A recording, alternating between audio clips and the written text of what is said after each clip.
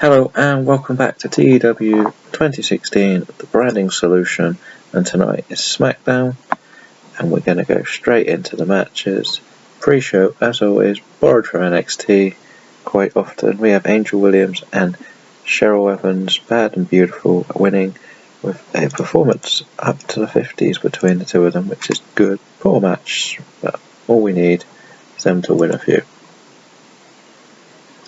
Next up we have Colbin Carino versus Alex Peck. I gave Alex Peck an easy win. We all know the routine by now. And then we have Alexia Nicole losing to Carmella. I'm trying to get Carmella up a bit more. And they have good chemistry, so this could be put on a couple of these pre-shows. We have Ryback defeating Dawkins, another pretty much a squashy match. They don't click also. And we have Levi Bates and Candice LaRue versus Aaliyah and Kimberly.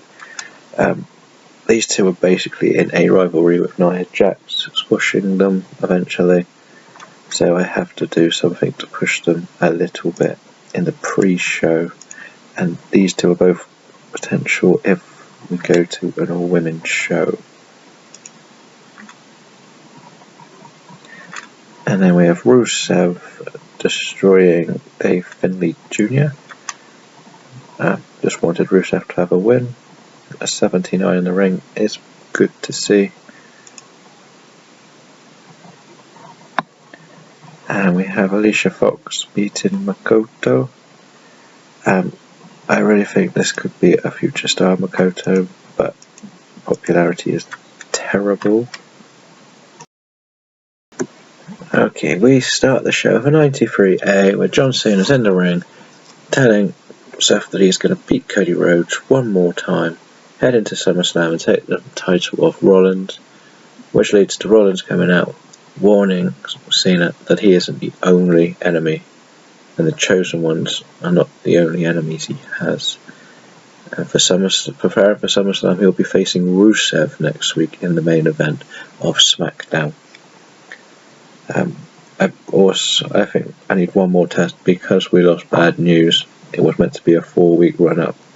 He got injured thanks to John Morrison, so I decided to throw one more person at him as part of this storyline.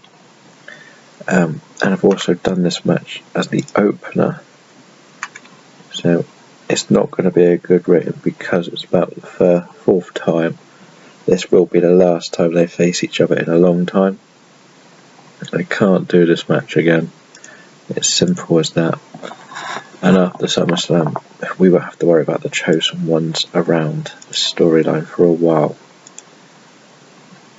So Cena does eliminate Cody Rhodes from any interference at SummerSlam. So at the moment he will be facing Seth Rollins 1-on-1 in the Hell in a Cell. We have Sasha Banks cutting a promo on Nikki and Charlotte. You can't do it on two opponents, but the idea is we got the triple threat match. She's been going back and forth with Charlotte for a while, so it's time to go against Nikki for a couple of promos. 68 solid because the women are improving little by little. Next up we have Nia Jax squash Stella Coleman. All you really need to know is this is what we're going to be doing with Nia Jax. So Nia Jax, another simple win. And we go backstage and Edge is interviewing Alicia Fox as she promotes Ember Moon and Naomi as they put down the dangerously beautiful tag team. They're going against each other quite well, these two. Ember Moon constantly improving. Edge is the star of the segment, so we could do a few more backstage ones, and hopefully we can get Alicia Fox into some good momentum. Next up we have John Morrison, Apollo Crews and Adam Cole versus Damien Sandow, Drew McIntyre and Baron Corbin. And we gave John Morrison the victory over Drew McIntyre. This is trying to keep all three of these storylines going. We have our US title match, Morrison and Sandow. Our new men, which is Crews and Corbin and Adam Cole and Drew McIntyre in the Chosen Ones. We got improvements across the board. And after the match, Ryback attacks Apollo Crews. We've been having Apollo Crews trying to challenge Ryback for weeks and weeks. He's just getting ignored. So now he finally attacks Apollo this time. Another small, short match where I have Ember Moon defeat Stacey Frazier. Now, unlike Nia Jax, she is actually improving Ember Moon every match, so that is a good thing. Even though the match last is terrible, we'll get there with these. And afterwards, Bad and the Beautiful start beating down Ember Moon, but Alicia Fox's music hits and they fight them off. I was hoping we could get some momentum on Fox. Just got high morale, but the momentum just isn't getting up. Next up we have Charlotte versus Natalya, and Charlotte wins.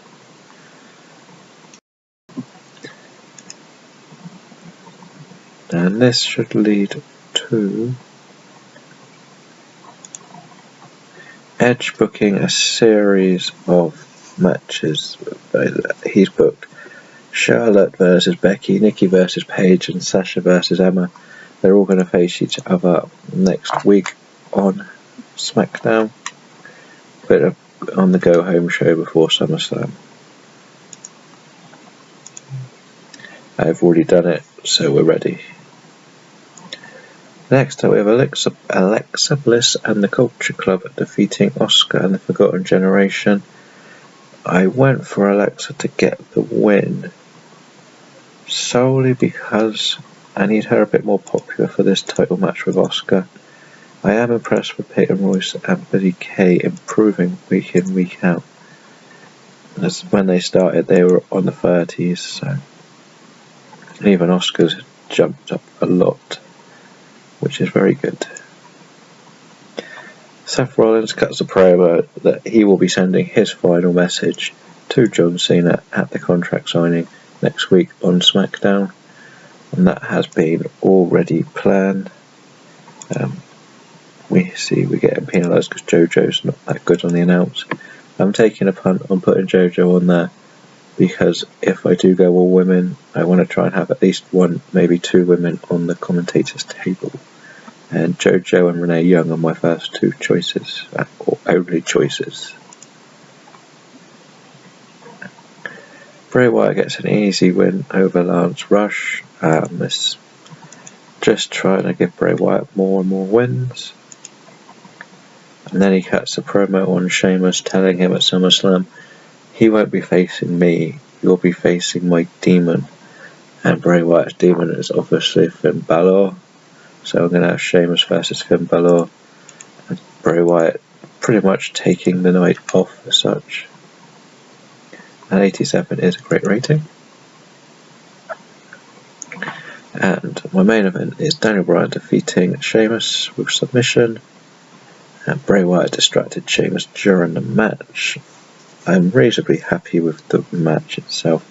I would like to slightly better, but Sheamus is going down on his ratings a bit.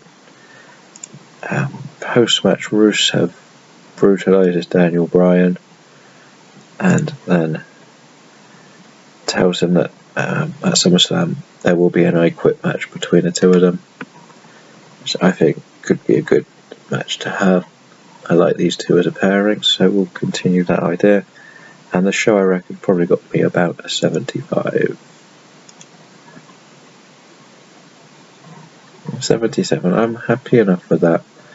So we'll head back to the main screen to see what news we have. Okay, and we're back to the main screen. We really struck gold, an excellent show, which is always good to see.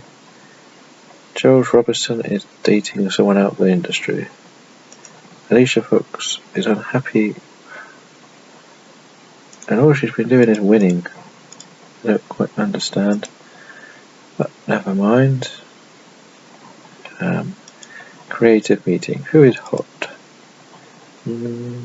Bad news is still one there. He hasn't been around for 2 weeks, at least. And Alicia Fox and Summer Rae are both on there, even though they're in quite big storylines that are moving in the right direction for them to be nearer the top of. Smackdown. The Chosen One's poor, dreadful, getting worse. Probably getting worse. Definitely getting worse. That's the worst it's been in a while. That's not as strong as it could be, but I should really break this up a little bit more, and it will be after SummerSlam. This will always be weekend, so that is quite bad. I'm not happy with that. If we were to look here, if I was to take the chance on having a women's only brand, we can just look at the popularity, and it's just too risky at the moment. They're all only sort of 30s. Looking for people over 50. You got Charlotte, barely over 50.